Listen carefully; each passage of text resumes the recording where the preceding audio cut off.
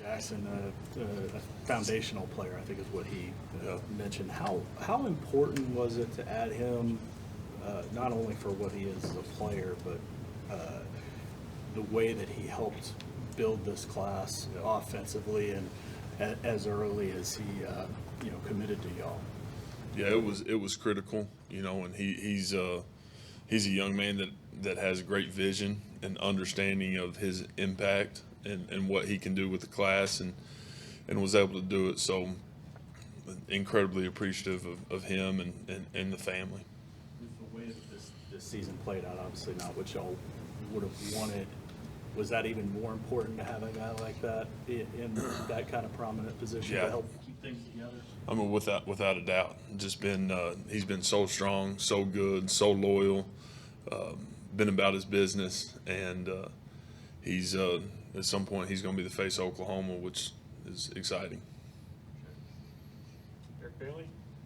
Jeff, was there a position of need that you really looked at and said we probably need to go a little heavy here, or was it across the board? It was across the board. With our 10 guys that we signed today, feel really, really good, addressing needs, and signed some really, really good players, and excited about every one of them, but signed some great people, and I think that's probably what I'm as excited about as anything. Is we've got really, really talented players on board that signed, but we've got guys that are going to be bought into how we operate, and so that's exciting. I mentioned the versatility of some of these recruits. When you look at someone like a Kade McIntyre, who tight end versus linebacker, what's those conversations like when you're deciding during the recruiting process? You may work here, you may work there, or you pick.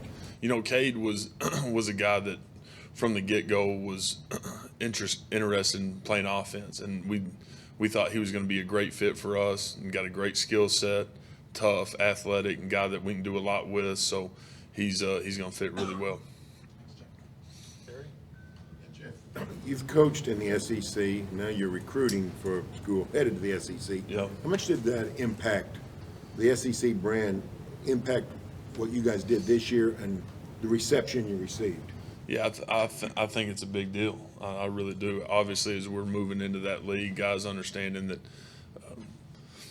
playing in that league is a little different. So, got guys that are incredibly excited about it, and I think it helps our sell. Justin Martinez? Hey Jeff, I want to ask you about Austin Stogner. Just what interactions, if any, did you have with him when you first got here, and just what's he going to bring to the table having him back now?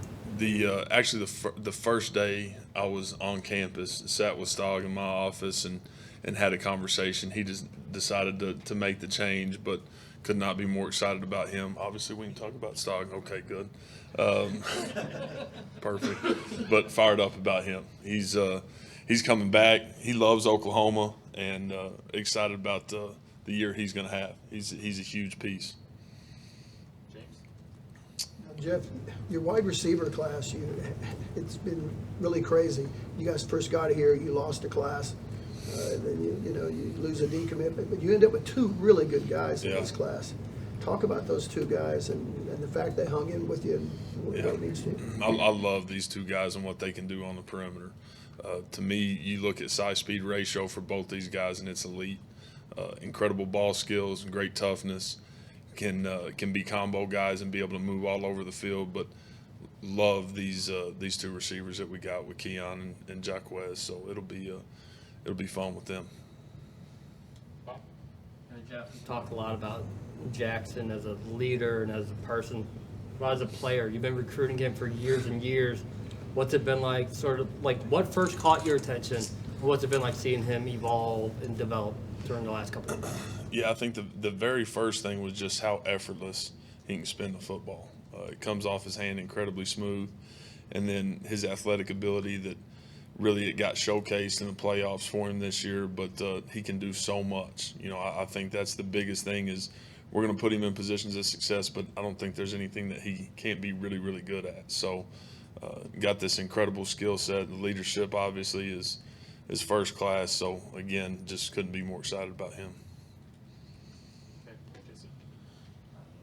Just wanted to ask you about your running backs with Dalen and Caleb. Yeah. Just what do they bring to the table, and especially looking to next year with that running back room, it being really young. What do they add to the table?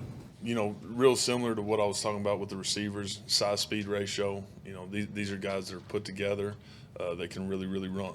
We want speed. That's going to be a huge part of how we recruit moving forward.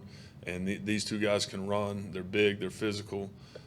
When you get on Hollywood, you realize how big he is with Dalen and how big he's got a chance to be. And then you see Caleb in person, and just a thick, strong-bodied dude that can get in the open field and go score. So, again, both these guys got a chance to be special and are great people.